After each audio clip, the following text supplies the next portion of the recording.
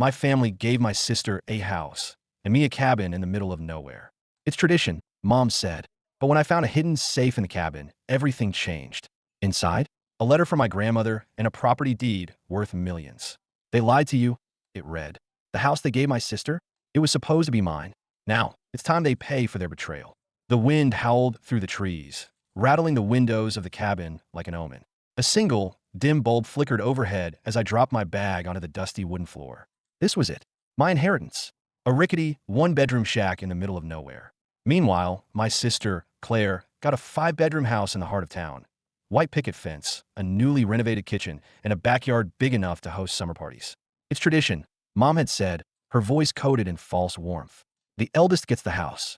The youngest gets the family cabin. Tradition, my ass. But I didn't argue. I had never been the favorite. No point in fighting a battle I had already lost. The air inside the cabin smelled of aged wood and forgotten memories. I ran a hand along the worn kitchen counter, dust clinging to my fingertips. The place hadn't been touched in years. A couple of mismatched chairs, a creaky bed frame, and a wood-burning stove that looked like it hadn't seen fire since before I was born. I sighed, dragging my suitcase toward the bedroom. But as I stepped forward, my foot caught on something. A loose floorboard. Curious, I crouched down and pried it open. Beneath it, a rusted metal safe sat nestled between the wooden beams. My heart kicked up a notch. Why would there be a safe hidden under the floorboards? With trembling fingers, I twisted the combination lock. To my surprise, it clicked open on the first try. Someone hadn't locked it properly. Inside, there were only two things, a letter and a folded piece of paper. I picked up the letter first. The paper was old, yellowed with age, the ink slightly smudged. The handwriting was unmistakable, my grandmother's. My dear Eli, if you're reading this, then the truth has finally found you. They lied to you. The house was meant to be yours. The cabin was never meant to be your inheritance. They stole from you. They took what was rightfully yours and gave it to Claire. And they did it because they never wanted you to know the truth about what I left behind. I'm so sorry, my sweet boy. I never wanted this for you. But now you have a choice. You can walk away, or you can take back what is yours. My breath hitched. My chest tightened. I unfolded the second paper with shaking hands. It was a property deed. A property deed worth millions. For the house. The house Claire was living in. The one I was supposed to inherit. Everything inside me went cold. They had known. My entire family had known. And they had still stolen from me. I gripped the letter so tightly my knuckles turned white. They thought they could bury the truth. That I'd never find out. They were wrong. I wasn't walking away from this. Not this time. This time, they were going to pay. I stared at the deed in my hands, my pulse hammering. Million. Stolen from me. A house that should have been mine. I read the letter again, the words slicing through me like a blade. They lied to you. 3 simple words that shattered everything I thought I knew. My grandmother had left me the house. Not Claire. Not the family's golden child. I let out a slow, shaky breath and clenched my jaw. I could already hear Mom's voice if I confronted her. Oh, Eli, you're overreacting. It was what was best for the family. It's just a house. No, it wasn't just a house. It was proof. Proof that I had never been anything more than an afterthought to them. I folded the papers carefully and slipped them into my jacket. If my family had gone this far to keep this from me, then I had no doubt they'd do anything to keep it buried. I needed to be smart. I grabbed my keys and stormed out of the cabin, the cold night air biting at my skin. The trees loomed over me, their branches twisting in the wind like skeletal fingers. By the time I reached my car, my hands had stopped shaking. My mind had cleared. I had one destination, Claire's house. The drive back to town felt longer than usual. The streets were quiet, the houses dark, save for a few porch lights casting eerie glows. Claire's house sat at the end of the cul-de-sac, standing tall and perfect, the kind of home you'd see in a magazine. I killed the engine and sat there, gripping the steering wheel. The house was still mine on paper. My name was on that deed. And yet, Claire was the one living inside, probably curled up on her designer couch, sipping wine, completely unaware that her entire life was built on a lie. I stepped out of the car, shoving my hands into my jacket pockets. My breath came out in white puffs as I walked up the stone pathway. The front porch light flickered, as if hesitating to reveal the truth. I knocked. A pause.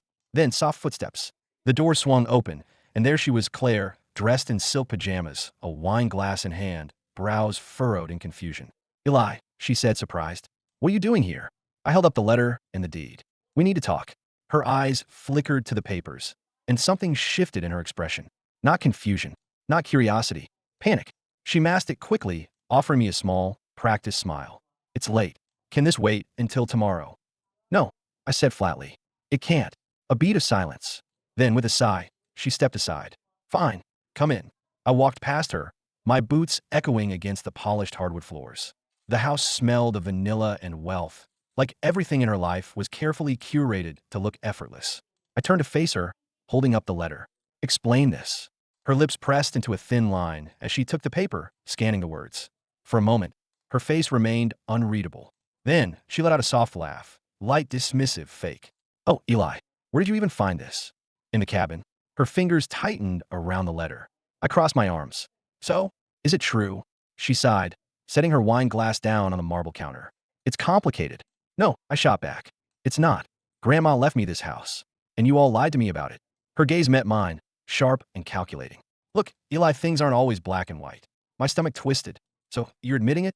She hesitated. Then, finally, she said, Mom and Dad thought it was for the best. You were always. She stopped herself, but I caught the hesitation. I scoffed. Go on. Say it. She didn't. But she didn't have to. I already knew. I was never the responsible one. Never the shining star. That was always Claire. She exhaled, rubbing her temple. Look, Eli, I didn't ask for this. It just happened. It didn't just happen, I snapped. You chose to go along with it. You let them steal from me. Her jaw tightened. What do you want me to do? Hand you the keys and walk away. I held up the deed. It's mine. A flicker of something dark crossed her face. Annoyance. Maybe even anger.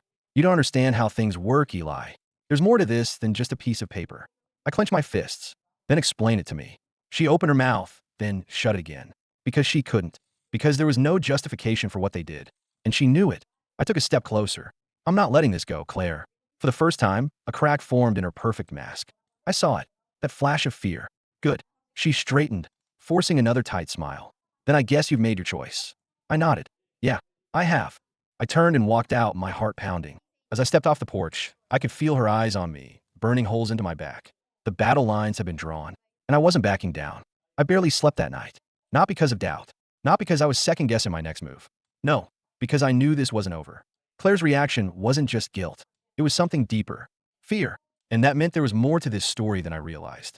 By morning, I knew what I had to do. If Claire wouldn't tell me the truth, then I'd go straight to the source. Mom and Dad. The house I grew up in looked exactly the same. Neat hedges. A porch swing that hadn't moved in years. A doormat that read welcome. As if this place had ever truly welcomed me. I stood at the door, gripping the deed in my pocket, then knocked. A few seconds later, Mom answered, her expression shifting from surprise to caution. Eli, we need to talk. She hesitated, but then she stepped aside. Your father's in the kitchen. Of course he was. Every Sunday morning, Dad read the paper at the kitchen table like it was some sacred ritual. I stepped inside, the familiar scent of coffee and furniture polish wrapping around me. The house felt frozen in time. Like if I blinked, I'd be a teenager again, being lectured about why Claire was destined for great things while I was just there. Dad barely looked up when I walked in. He turned a page of his newspaper, took a sip of his coffee, and muttered, Didn't expect to see you here. I dropped the deed on the table in front of him. His hand stilled. Mom, who had followed behind me, inhaled sharply. I crossed my arms. Explain. Dad sighed heavily, finally setting the paper down. He adjusted his reading glasses, picked up the document, and skimmed it like he hadn't already memorized every word years ago. Then he set it down and leaned back in his chair. I was hoping you wouldn't find that. I clenched my jaw. Well, I did. Silence. Then Mom spoke softly. Eli, we were going to tell you eventually. I let out a bitter laugh. Oh, really? When? After Claire had lived in my house for 20 years? After I died in that damn cabin. Watch your tone, Dad warned, but his voice lacked real anger. No, I snapped. I'm done being quiet. Grandma left that house to me, and you gave it to Claire. You lied. Mom wrung her hands together. It's not that simple. It is. Dad exhaled, rubbing his temple. You wouldn't have known what to do with a property like that, Eli. You were never. I slammed my fist on the table. Never what? Responsible? Smart enough? Good enough? He didn't answer. He didn't have to. Mom reached for my hand, but I pulled away. Her eyes were pleading. Sweetheart, we were just trying to do what was best for everyone. For everyone, I repeated. Except me. Dad's expression hardened. Look, Eli, the house is Claire's now. She's built a life there. You stirring things up now won't change that. I gritted my teeth. Legally, the house is still mine. My name is on that deed. You don't get to decide otherwise. Dad stared at me for a long moment. Then he leaned forward, voice dangerously calm. You think a piece of paper is enough to win this fight? A chill crawled up my spine. Mom touched his arm. David. He ignored her. His eyes locked onto mine, cold and unreadable. You don't understand the mess you're walking into, son. I stiffened. Then explain it to me. Silence stretched between us, thick and suffocating. Then Dad stood up, grabbed his coffee, and walked out of the room. Like I wasn't even worth the conversation. Mom swallowed hard, her hands trembling as she reached for the deed. Eli, please just let this go. I snatched it back before she could touch it. No. She closed her eyes, like she already knew what was coming. I turned and walked out. I had my answer. They had known all along, and they had never once regretted what they did. As I stepped outside, my phone buzzed. A message from an unknown number. Unknown, you should stop digging, Eli. A warning. I looked up at my parents' house one last time. No, you should stop digging, Eli. I turned my phone over in my palm, debating whether to reply. Whoever sent this wasn't just warning me. They were watching me. A cold unease settled in my gut. I looked up at my parents' house one last time. My childhood home, now nothing more than a monument to their betrayal. Then I got in my car and drove. Not to the cabin. Not to Claire's house. I needed answers. And there was only one person left who might give them to me. My grandmother's lawyer, Richard Langston, had been handling the family's affairs for decades. If there was anyone who knew the truth, it was him. His office was small, but neat, tucked into the second floor of an old brick building downtown. When I walked in, he glanced up from his desk, his sharp blue eyes widening slightly. Well, I'll be damned, he said, leaning back in his chair. Eli Walker. I nodded, stepping inside. Mr. Langston, I figured I'd see you eventually. He gestured to the chair across from him. Sit. I didn't waste time. I pulled the deed from my pocket and slid it across the desk. Did you know? He sighed, rubbing his jaw. I had a feeling this would come up one day. That's not an answer. His gaze met mine. Yes, Eli. I knew. A sharp, bitter laugh escaped me. And you didn't think to say anything? His expression darkened. It wasn't my place. Your grandmother's was clear. She wanted you to have that house. But by the time I found out what your parents had done, the papers had already been filed. The house was transferred to Claire. The only way to fight, it would have been to take your own family to court. I gritted my teeth. And no one thought I deserved to know? Langston studied me for a moment. You were grieving, Eli. You had just lost her. Your parents, they thought it was easier this way. Easier for them, I snapped. He didn't argue. I exhaled sharply, trying to steady my thoughts. Did my grandmother know what they did? His mouth pressed into a thin line. That was answer enough. She had known, and she hadn't been able to stop it. I leaned forward. There's something else, isn't there? Langston hesitated. Then, slowly, he pulled open a desk drawer, retrieving a file. He flipped it open, revealing a single sheet of paper. A second letter. I felt my breath hitch as I reached for it, my fingers brushing against the fragile, yellowed paper. Eli, if you're reading this, then I have failed. I try to protect you. I try to make sure you would never have to face the truth alone. But if you have found this, then you already know what they did. But what you don't know is why. It was never about the house. It was never about tradition. It was about what I hid beneath it. I froze. My pulse thundered in my ears. What I hid beneath it. Langston watched me carefully. Your grandmother never told me what it was. Only that it was important. And that your parents, he hesitated, they would do anything to keep it a secret. I swallowed hard, gripping the paper so tightly it nearly tore. The house. The house wasn't just valuable because of its worth. It was valuable because of something inside it. Something my family had stolen from me. I stood abruptly, shoving the letter into my pocket. I need to go. Langston's voice stopped me. Eli. I turned. He held my gaze, his expression grim. Be careful. Your parents may love you, but that doesn't mean they won't hurt you to keep their secrets buried. I nodded. Then I walked out the door. I knew where I was going next. I had a house to reclaim, and secrets to unearth. By the time I pulled up to Claire's house, the sun had dipped below the horizon, casting long shadows over the manicured lawn. The house loomed before me, pristine and untouched, hiding whatever secrets my grandmother had tried to protect. I clenched the steering wheel. Langston's warning echoed in my head. Your parents may love you, but that doesn't mean they won't hurt you to keep their secrets buried. I took a deep breath, stepped out of the car, and walked up the driveway. Claire's lights were on. She was home. Good. I didn't bother knocking this time. I twisted the handle, unlocked. She must not have expected me to come back so soon. I stepped inside, the scent of lavender and polished wood hitting me like a reminder of everything I had lost. Footsteps echoed from the living room. Then Eli. Claire's voice was sharp, laced with something between anger and panic. She stood near the staircase, arms crossed. What the hell are you doing? I didn't answer. I walked past her, straight into the main hallway, my boots thudding against the hardwood floor. Eli. She grabbed my arm, but I yanked free. I know. I said, my voice low. I know about the house. I know about what's buried beneath it. She went still. And there was that flicker of fear again. I took another step closer. Tell me what it is. She swallowed, her jaw tightening. You need to leave. Not until I get answers. She exhaled sharply, pinching the bridge of her nose. You don't understand what you're messing with. Then explain it to me. A beat of silence. Then she whispered, it's not just money, Eli. My stomach nodded. What? She hesitated. Then, in a voice so quiet it was almost a breath, she said, it's evidence. The room tilted. I gripped the wall to steady myself. Evidence of what? She shook her head. I can't. I won't be the one to tell you. My blood ran cold. I didn't wait for more. I turned on my heel and strode toward the basement door. Eli, stop, Claire shouted, but I was already shoving it open. The basement was colder than I remembered. The air smelled of damp concrete and something else, something old. I flicked on the light. Nothing seemed unusual. Just storage boxes, shelves lined with junk, a dusty old rug in the center of the floor. But my gut told me otherwise. I stepped forward and crouched, pulling the rug back. And there it was. A door. A hidden trapdoor built into the floor. My pulse roared in my ears. I gripped the handle and yanked. The wood groaned in protest before finally giving way, revealing a dark space beneath. A crawl space. A hidden crawl space. I reached for my phone, switching on the flashlight, then climbed down. The space was narrow, the ceiling low, forcing me to crouch as I moved forward. My fingers scraped against something metal, and I realized a box. An old, rusted lockbox. My hands trembled as I pried it open.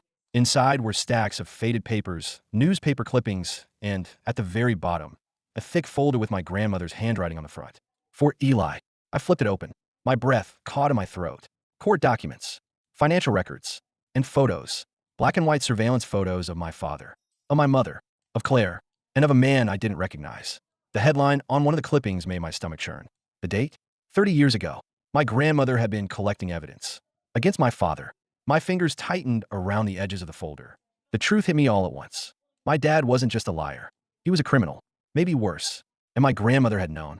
I swallowed hard, flipping through more documents. Hidden accounts. Offshore transfers. Money that didn't belong to us. Claire's voice echoed from above. Eli, please. Leave it alone. I ignored her. My phone buzzed again. Another message. This time, from a familiar number. Dad, if you don't walk away now, you'll regret it. I exhaled slowly. My hand steadied, and then I did something I should have done years ago. I took a picture of every single document in that folder. Then I climbed out of the crawl space, locked eyes with Claire, and said, "It's over." She shook her head.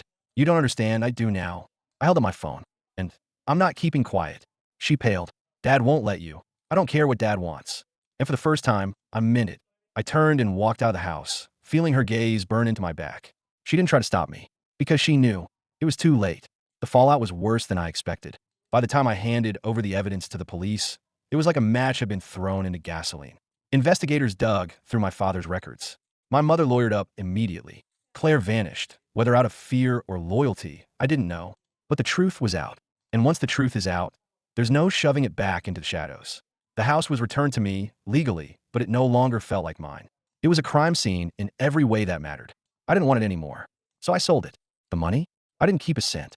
I donated every last dollar. Because I wasn't like them. Because I never wanted to be. As for the cabin in the woods, I went back one last time. Not to stay. Not to dwell on what was lost. But to thank my grandmother. Because in the end, she had given me something more valuable than a house. More than money. She had given me the truth. And that was worth everything.